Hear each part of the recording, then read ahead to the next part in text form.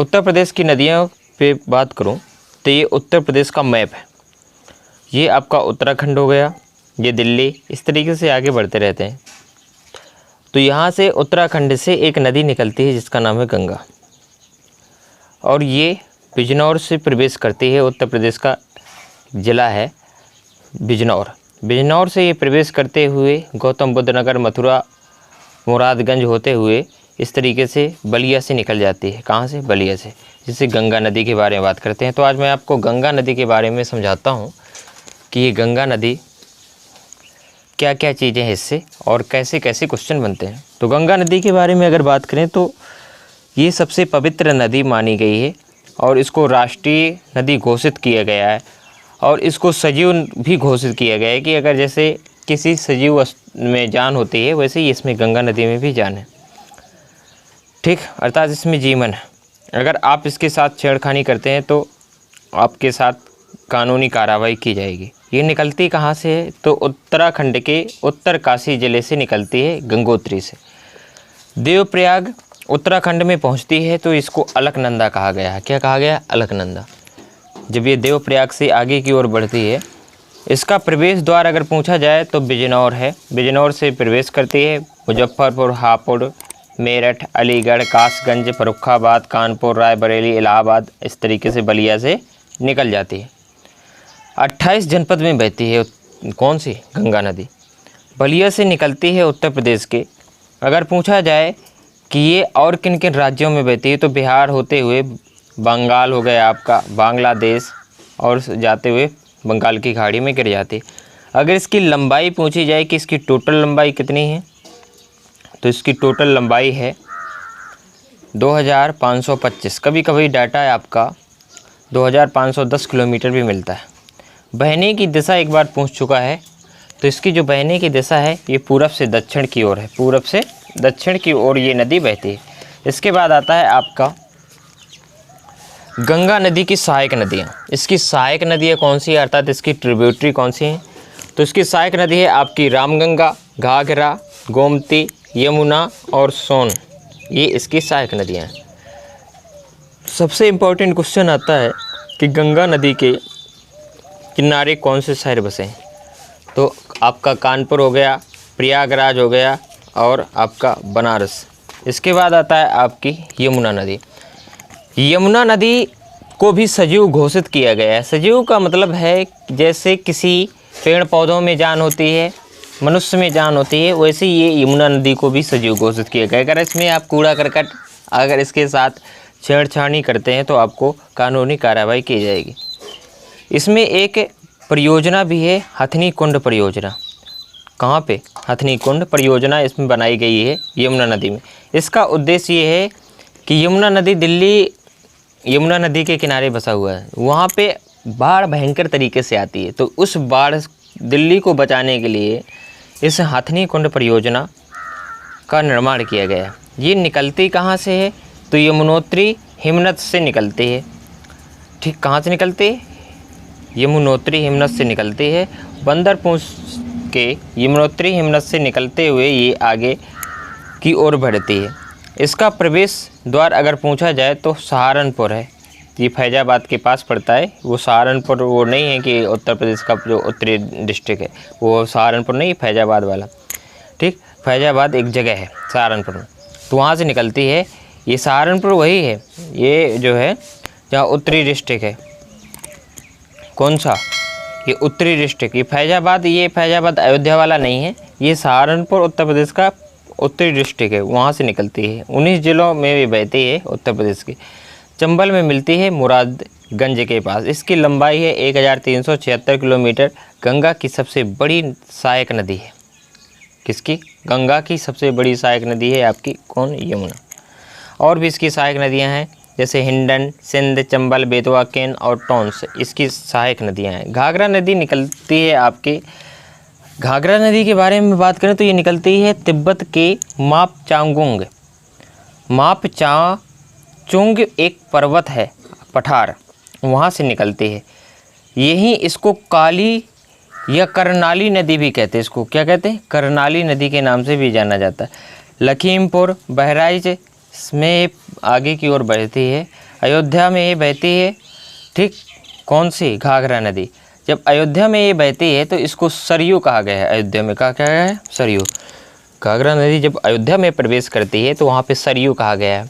क्या? सरयू। अयोध्या में इसको घाघरा को ही सरयू कहा गया है। और ये अगर इसकी बात करें तो ये राप्ती नदी में मिल जाती है देवरिया में, और छपरा बिहार में गंगा में आगे निकलती हुई आगे की ओर प्रवेश करती है। मैं बात कर लेता हूँ राप्ती नदी की। राप्ती नदी की अगर बारे में बात करें तो ये निकलती है रुकुमकुंड कोंड से। कहाँ से? रुकुमकोट से ये निकलते हैं राप्ती, और घाघरा में मिल जाती है। इसके बाद आती है आपकी गोमती नदी। ये एक मैदानी नदी है, अर्थात ये मैदान से निकलती है। मोस्टली जो नदियां हैं ये आपके पर्वत हो गए, पठार से निकलती हैं, पर्वतों और पठार से निकलती है। लेकिन आपकी गोमती एक मैदानी क्षेत्र से निकलती है। कहाँ से? मैदानी क्षेत्र से निकलती है, ठीक। सई इसकी सहायक नदी है। कौन सी? ये सई इसकी सहायक नदी है। एक ही इसकी सहायक नदी है गोमती की, इसलिए इंपॉर्टेंट क्वेश्चन बनता है कि सई गोमती की सहायक नदी है। पीलीभीत में एक जगह है जिसका नाम है फुल्लर झील, अर्थात गोमट ताल के फुल्लर झील से निकलती है। पीलीभीत के पास एक ताल है जिसका नाम है गोमट ताल, और गोमट ताल के एक झील है जिसका नाम है फुल्लर झील से निकलती है। सीतापुर, लखनऊ, सुल्तानपुर, जौनपुर के साथ ये बहती है। नेपाल के साथ ये क्या करती है? सीमा बनाती है। गाजीपुर एक जगह है गाजीपुर कि कैंथी के पास गंगा में ये मिलती है। कौन सी? गोमती नदी। इसलिए गाजीपुर आपका फेमस है किसके लिए? अफीम के लिए। रामगंगा के बारे में बात करें तो ये उत्तराखंड के पौड़ी जिला का एक दूधा तौल है। क्या है? दूधा ताल है, उसे कभी कभी दूधा तौली भी कहा गया है। वहाँ से ये निकलती है। इसका प्रवेश द्वार भी बिजनौर है, जहाँ से गंगा नदी प्रवेश करती है, वहीं से ये रामगंगा भी प्रवेश करती है। मुरादाबाद इसके किनारे बसा हुआ है। बदायूं, शाहजहाँपुर, बरेली, फर्रुखाबाद ये इसके किनारे बसे हुए हैं। कन्नौज में गंगा के पास ये मिलती है। कहाँ पे? कन्नौज में गंगा के पास। इसके बाद आता है गंडक नदी। गंडक नदी के बारे में अगर बात करें तो न्यूबाइन हिमालय ग्लेशियर अर्थात नेपाल से ये निकलती है। गंडक नदी में ही शालिग्राम पत्थर पाया जाता है। शालिग्राम आपने पढ़ा होगा, शालिग्राम एक सफ़ेद कलर का एक पत्थर होता है, इसी नदी में गंडक नदी में पाया जाता है। इसकी लंबाई 425 किलोमीटर है। यूपी में इसको नारायणी कहते हैं, गंडक नदी को। सबसे इम्पोर्टेंट क्वेश्चन आता है कि नारायणी नदी किसको कहा गया है उत्तर प्रदेश में? तो इसी गंडक नदी को क्या कहा गया है? नारायणी कहा गया है। और इसी को गांडकी भी कहा गया है। ये बिहार में पटना, बिहार के जो पटना है ना, बिहार की राजधानी पटना में ये मिल जाती है। त्रिशूली इसकी सहायक नदी है। त्रिवेणी नामक स्थान पे कुशीनगर महाराजगंज में से ये प्रवेश करती है। इसके बाद आता है आपकी चंबल नदी। चंबल नदी ये मध्य प्रदेश के इंदौर के पास महू, जहाँ पे भीमराव अम्बेडकर साहब का जन्म हुआ था, वहाँ एक जगह है जानापाव पहाड़ी, वहाँ से निकलती है। इस पहाड़ी की ऊंचाई अगर देखी जाए तो 600 मीटर के समथिंग, वहीं से ये निकलती है। मध्य प्रदेश, राजस्थान, उत्तर प्रदेश, औरैया के मुरादगंज में, यमुना में ये मिल जाती है। ये रेविन्स बनाती है। रेविन्स जानते होंगे आप लोग, बीहर का निर्माण करती है, और घड़ियाल इसमें पाए जाते हैं। इसकी सहायक नदी है तिस्ता, पार्वती और बनास इसकी सहायक नदियाँ। इसके बाद आता है बेतवा नदी। बेतवा नदी के बारे में अगर बात करें तो ये बिंद है, जो बिंद है पर्वत है ना, वहाँ से एक जगह है, अर्थात बिंद पहाड़ियों से ये निकलती है। ओरछा एमपी के पास। राजघाट भी यहीं पे बना हुआ है, एक बांध है राजघाट परियोजना, यहीं पे है बेतवा नदी पे। 480 किलोमीटर इसकी लंबाई है। हमीरपुर में यमुना से मिल जाती है। परीक्षा बांध इसी पे बना हुआ है बेतवा नदी पे। माटा टीला बांध भी इसी पर बना हुआ है। इसके बाद आता है काली नदी, और इसको शारदा नदी के नाम से भी जाना जाता है। उत्तराखंड के पिथौरागढ़ जिला से ये निकलती है। घाघरा इसकी सहायक नदी है। गौरी गंगा ग्लेशियर और घाघरा में ये मिल जाती है। सिंध नदी। इसके बाद आता है सिंध नदी। सिंध नदी राजस्थान के टोंक जनपद से निकलती है। कहाँ से? टोंक एक जनपद है, वहाँ से ये निकलती है। जालौन के पास जगमनपुर में यमुना में मिल जाती है। जालौन जिला है ना उत्तर प्रदेश का, जालौन डिस्ट्रिक्ट के पास एक जगह है जिसका नाम है जगमनपुर, वहाँ पे ये यमुना में मिल जाती है।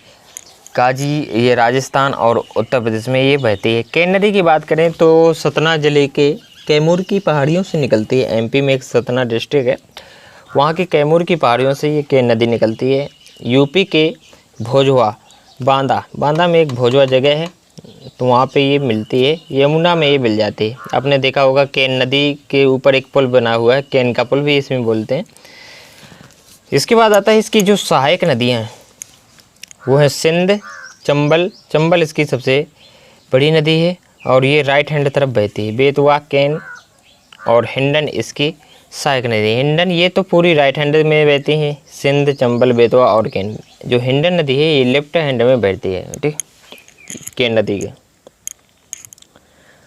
ठीक, इसके बाद आता है सोन नदी। सोन नदी अमरकंटक के सोसा कुंड से ये निकलती है और इसका सोनभद्र में प्रवेश करते हैं। कौन? सोनभद्र से ये प्रवेश करती है। पटना के राइट हैंड में ये स्वर्ण नदी सोना निकलता है। स्वर्ण नदी से क्या निकलता है? सोना निकलता है। इसके बाद आता है उत्तर प्रदेश के संगीत घराने। तो उत्तर प्रदेश के संगीत घराना की अगर बात की जाए तो उत्तर प्रदेश वैदिक काल से ही ये संगीत घरानाओं पे अगर बात करें तो वैदिक काल से ही इसकी शुरुआत हुई थी संगीत की। एक वेद हुआ करते थे, वेदों में से एक वेद है जिसका नाम है सामवेद। सामवेद में संगीत का इतिहास के बारे में पता चलता है, डांस के बारे में उसमें बताया गया है। भरत मुनि की एक पुस्तक थी जिसका नाम है नाट्यशास्त्र, उसमें इसको संगीत का बाइबल भी कहा गया है। नाट्यशास्त्र को, उसमें संगीत के बारे में बताया गया है, आप उसको अध्ययन करिए तो उसमें मिलता है। मध्यकाल की अगर बात करें तो अमीर खुसरो, जिनका जन्म 1253 ईस्वी में पटियाला वर्तमान में कासगंज में हुआ था, ये ईरानी फारसियों राग में भारतीय रागों को मिलाकर अनेक प्रकार के राग तैयार किए गए अमीर खुसरो द्वारा। अमीर खुसरो को हिंदुस्तान का तोता, तोतवी हिंदी भी कहा गया है। तबला का आविष्कार, ध्रुपद गायन शैली का आविष्कार, खड़ी बोली के विकास में योगदान था इसका। हिंदुस्तान का तोता, तोते हिंद कहा गया। कव्वाली, झूमल ताल, नक्शे गुरु, तरासा, ये इनके क्या हैं? मुख्य रूप से इनकी जो इनने कव्वाली भी करते थे, कव्वाली का जनक भी कहा गया है। पूछा जाए कि सबसे ज़्यादा योगदान किसने किया कव्वाली का, तो आपका अमीर खुसरो आंसर होता है। फिर इसके बाद आता है हुसैन शाह सरकी, ये जौनपुर से संबंध रखते हैं। कहाँ से? जौनपुर से। और ये कव्वाली, बड़ा ख्याल, ठीक, आधा रंग और सदा रंग, ये दो इनके ख्याल थे, इसलिए ये फेमस हुए। कव्वाली की धुन के लिए हुसैन शाह सरकी फेमस है। इसके बाद आता है आपका आगरा घराना। कौन सा? आगरा घराना। आगरा घराना की बात करें तो इसके संस्थापक थे श्यामरंग व सरसरंग। कौन से? श्यामरंग और सरसरंग इसके संस्थापक थे। अलकदास और मलुकदास ध्रुपद, धमाल, ख्याल के लिए फेमस है आगरा घराना। इसकी और भी शाखाएं हैं। दूसरी शाखा की बात करें तो फैर, यारबाज, पंडित, विश्वंभरदीन, भास्कर, भुआ भासले, आटा हुसैन खां, ये इनसे जुड़े हुए हैं। स्वामी वल्लभदास, के.जी. नंदे, कन्नन खान, ये भी प्रसिद्ध हैं इसमें। और इसके और भी हैं, जैसे ठुमरी हो गया, ख्याल गायिका, रहमत खां, सादिक खां, कव्वाल बच्चा, ये सब इसी से रिलेटेड है। लखनऊ घराना। लखनऊ घराना की बात की जाए तो ये एक पूर्वी घराना है और ये ऊंचाइयों तक इसको पहुंचाया है वाजिद अली साहब ने। कथक का विकास किया। कथक एक उत्तर प्रदेश का शास्त्रीय नृत्य होता है। क्या होता है? शास्त्रीय नृत्य होता है। जैसे कथावाचक हुआ करते थे तो वो क्या करते थे, मतलब कथा करते करते हाथों का हाव भाव, चेहरे का एक्सप्रेशन किए करते थे। उसी से ही कथा बाँचते बाँचते ही इसका नाम कथक पड़ गया। और उत्तर प्रदेश का जो शास्त्रीय नृत्य है वो है आपका कथक। सबसे ऊंचाइयों तक इसको फैलाया है वाजिद अली साहब ने। अवध का स्वर्णकाल संगीत के क्षेत्र में बहुत ज़्यादा रहा। बिंदादीन, कुदौद सिंह, छज्जू खां, नवाब कासिम अली, रहमत बाई, जयसुख बाई, छन्नो बाई, सरारो बाई, वीणा वादक, सारंगी वादक, ये इससे रिलेटेड है।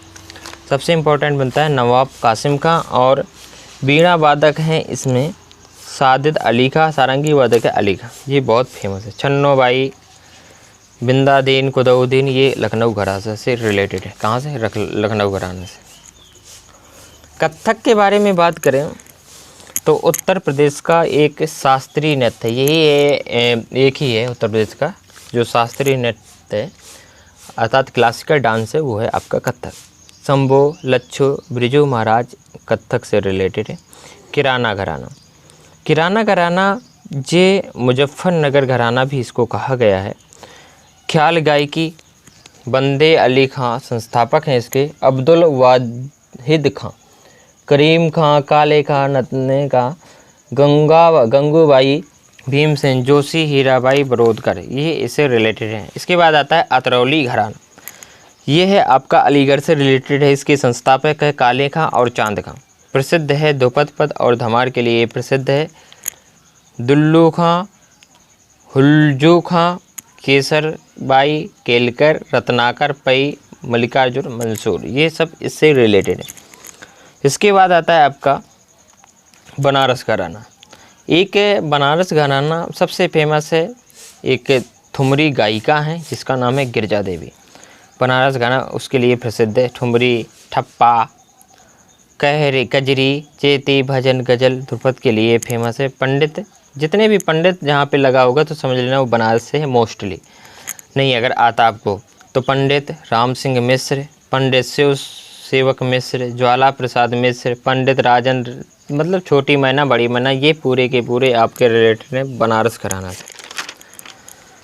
ठीक, तो यहाँ तक तो था। इसके बाद पुरातत्व, ऐतिहासिक, कलात्मक गतिविधियों के बारे में बात करेंगे कि कुछ पुरातत्व गतिविधियाँ थी उसके बारे में बात करेंगे, और फिर उत्तर प्रदेश का करंट पढ़ेंगे। तो आज की क्लास यहीं तक रहेगी। ठीक, फिर इसके बाद अपना टॉपिक होगा पुरातत्व, ऐतिहासिक, कलात्मक गतिविधियाँ। तो आपको कैसी लगी ये क्लास कमेंट्स में ज़रूर बताना। अगर आपको वीडियो अच्छा लगे तो शेयर, सब्सक्राइब करना ना भूलें। Thank you so much.